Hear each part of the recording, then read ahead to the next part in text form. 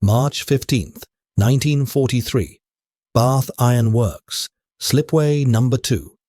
06:42 a.m. The Kennebec River glistens like hammered steel under the pale morning sun.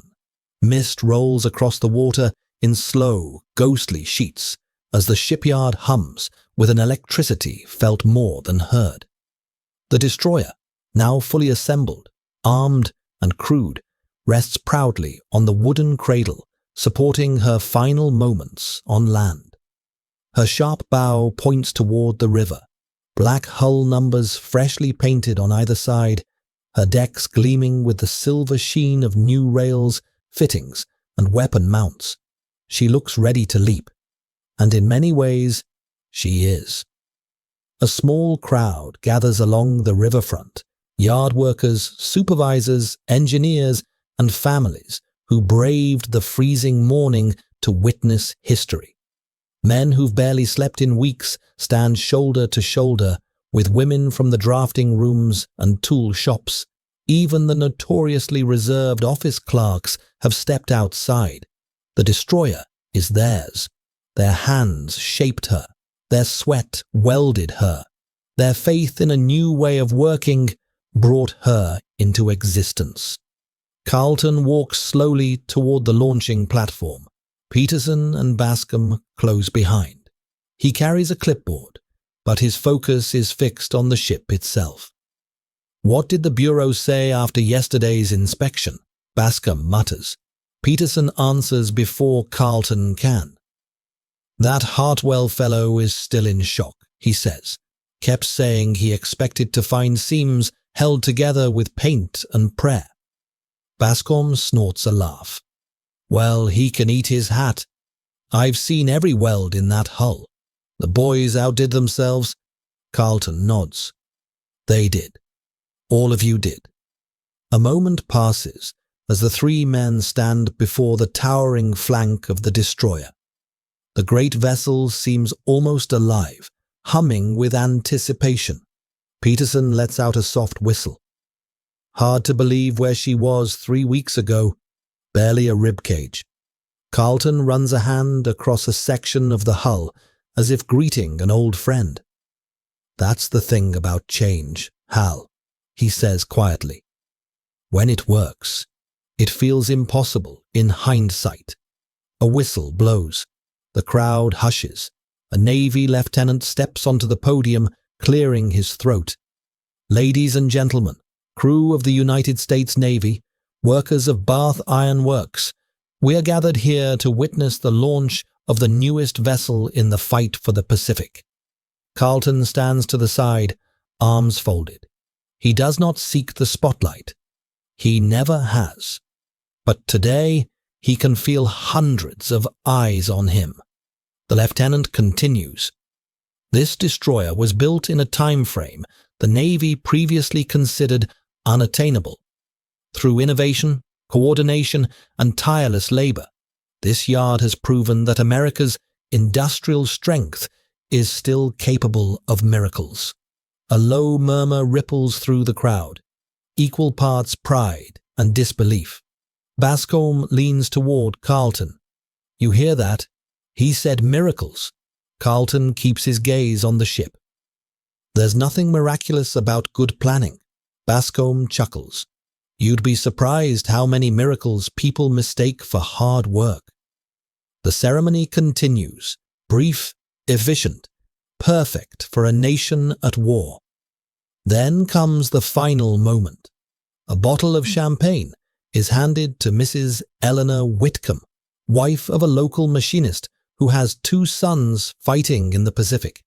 She is small in stature, but her grip is steady as she steps toward the bow. "For our sons," she whispers. The bottle swings. It shatters against the steel with a crystalline explosion. "I christen the USS Chaffee." A roar rises from the crowd. The supports are knocked away. The cradle releases. The destroyer begins to slide. For a heart-stopping moment, the ship seems to hover. Then gravity takes her. Slow at first. Faster. Faster still. The hull slices down the greased ways, gathering momentum. Workers shout, some cheering, some holding their breath. Then, splash! The destroyer strikes the river with the force of a small earthquake, sending up a towering plume of white spray. Waves roll across the Kennebec, splashing against the piers and rising onto the frost-covered shoreline. Bascom grabs the railing, laughing like a man witnessing the birth of a legend. Peterson wipes his face from the spray. She floats, beautifully. Carleton says nothing. He watches as tugboats race in to steady the newborn warship, its engines warming for the first time, smoke curling from the funnel. The USS Chaffee sits poised on the river's surface, perfect and proud. A worker near Carleton wipes his hands on a rag. "Sir, she's ready. More ready than any we've built." Carleton nods slowly. "Now we see if the Navy agrees." March 18th, 1943. Kennebec River, Sea Trial Point, 11:22 a.m. Grey waves crash against the destroyer's hull as the ship cuts through the water. The bow throws a white crest high into the air. The engines hum with the confidence of a creature built precisely, purposefully, efficiently. Aboard the bridge, Hartwell grips a rail as the ship hits 35 knots, wind tearing at his uniform. "Dear God," he mutters, "she handles like a cruiser." Lieutenant Hayes checks readings from the engine room. No vibration issues, no frame warping, all modular seams holding. Hartwell looks at Carleton. This ship is flawless. Carleton watches the coastline streak by at impossible speed. "She's not flawless," he says softly. "Just built the right way." Hartwell exhales. "The Navy will want this replicated across every shipyard in America." Carleton nods once. That's the idea. Far ahead, the sea opens wide, an ocean waiting for another destroyer to join the fight. America has the plan. The workers have the skill. The war has its demand. And Carleton has proven the impossible is simply the unattempted. March 22nd, 1943. Bath Iron Works, Administrative Building, 8:15 a.m. The morning sun slants through the frosted windows of the main office as Carleton sits across from Commander Hartwell. The room smells faintly of coffee, steel filings, and damp wool coats hung near the radiator. Maps and blueprints line the walls like battle charts. Hartwell stands with his hands clasped behind his back, looking both exhausted and exhilarated. Lieutenant Hayes sits beside him with a stack of typed reports, the pages still warm from the machine. "I'll be blunt, Mr. Carleton," Hartwell begins. "The sea trials were immaculate. Stability, speed, combat readiness, structural integrity. Your modular seams held under full stress. Your welds were exceptional. And the engineering compartments passed every inspection, twice." He pauses. "But that's not why we're here." Carleton lifts an eyebrow. Hartwell steps closer, lowering his voice.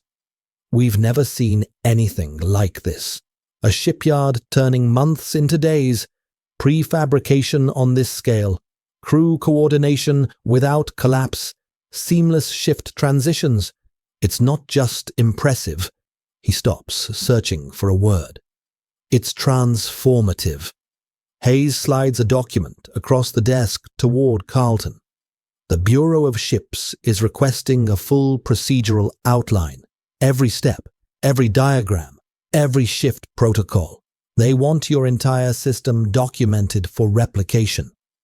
Carleton doesn't reach for the paper immediately. His eyes stay fixed on Hartwell. "This isn't just about the Chaffee, is it?" Hartwell exhales. "No. This is about the Pacific. Deadlines we're failing to meet. Destroyers we don't have. Convoys we're losing. Commanders who are begging for reinforcements." Hayes adds quietly, American boys are dying because the ships don't arrive in time. That hits Carleton harder than praise ever could. He finally takes the report, flipping through the pages. His hand is steady. His jaw tightens. Hartwell straightens. Mr. Carleton, Ernie, we need you to teach every major yard in the country how to do what you just did here. Carleton rests a hand on the document. And if they push back? Hartwell allows himself a thin smile. They won't. Not when the Admiralty sees these numbers. Peterson steps into the doorway, holding a telegram. Ernie, he says, you'll want to see this. He hands it over silently. Carleton reads the message. Once, twice. Bascom enters behind Peterson, wiping grease from his hands. Well, the union rep asks, what's got you looking like you swallowed a snow shovel? Carleton lifts the telegram and reads aloud. USS Chaffee intercepted and destroyed 2 enemy submarines during shakedown cruise. Captain reports ship exceeds all expectations. Crew expresses gratitude to builders. A hush falls over the room. Hartwell breaks it first. She's not even officially assigned to a fleet yet, and she's already making a difference. Hayes whispers, this is only the beginning. Peterson grins, slapping Carleton on the shoulder. Ernie, we built something that works. Carleton doesn't smile. Not yet. Instead, he closes the telegram and tucks it carefully into his pocket. We're not done, he says softly. Not until every ship that needs to leave this yard does. He rises from his chair with renewed purpose. Send word to the foreman, he tells Peterson. We move on to hull 254 immediately. Bascom laughs. You're giving the men a day off first, right? Carleton hesitates. No, Peterson answers for him. But we'll get them a hot meal. Carleton nods. And a bigger crew, and better lighting in Shed 3, and 4 more cranes. Hartwell shakes his head in disbelief. You really think you can keep this pace? Carleton turns toward the window and looks at the slipways. Steam rising from the sheds, cranes already in motion, sparks flying from early welds. No, he replies honestly. I think we can beat it. April 1943, December 1945. Across America. What began in a snowy Maine shipyard spreads like wildfire. Bath Iron Works trains engineers from Quincy, Charleston, Mare Island, Puget Sound. Kaiser shipyards incorporate the modular lessons into their already aggressive build pace. Prefabrication becomes the new gospel. Shift logs become standardized. Welding trees, alignment jigs, section diagrams, and modular block templates replicate like blueprints of a miracle. Destroyer production skyrockets. Ships that took 5 months now launch in 6 weeks. Some in under 30 days. Some, like the later Fletcher-class vessels, in as little as 10 to 12 days of active assembly. Carriers, tank landing ships, and escort frigates also adopt modular techniques. What was once radical becomes obvious after someone proves it can be done. By war's end, 175 Fletcher-class destroyers are delivered. Kaiser's yards break record after record. Bath Iron Works becomes synonymous with speed, precision, and relentless innovation. And thousands of sailors owe their survival to ships built not just quickly, but well. And through all of it, the Navy never forgets where the turning point began. A cold January night in 1943. A skeletal hull half frozen on the slip. A shipyard manager who believed that impossible was simply a word used by men who'd never tried anything different. August 14th, 1945. VJ Day. Bath Iron Works, the riverfront. Fireworks crackle over the Kennebec River. Workers dance with their families. Ships under construction are lit by strings of lights as horns sound through the warm summer air. Carleton stands apart from the celebration, leaning on a railing overlooking the slipways.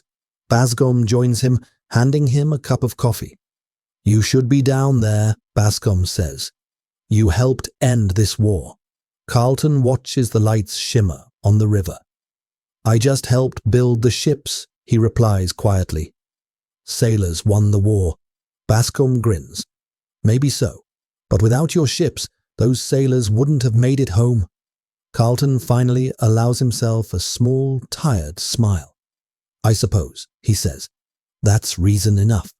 He looks out at the shipyard, floodlit, loud, alive. A place transformed, a place that transformed the war in return. Carleton straightens, finishing his coffee. "Come on," he says. "Let's see how many ships we can finish before sunrise." Bascom groans. "You're impossible." Carleton starts walking back toward the sheds. "No," he replies softly. "Just determined." The lights of Bath Iron Works glow behind him. The birthplace of a revolution the world would take decades to fully understand.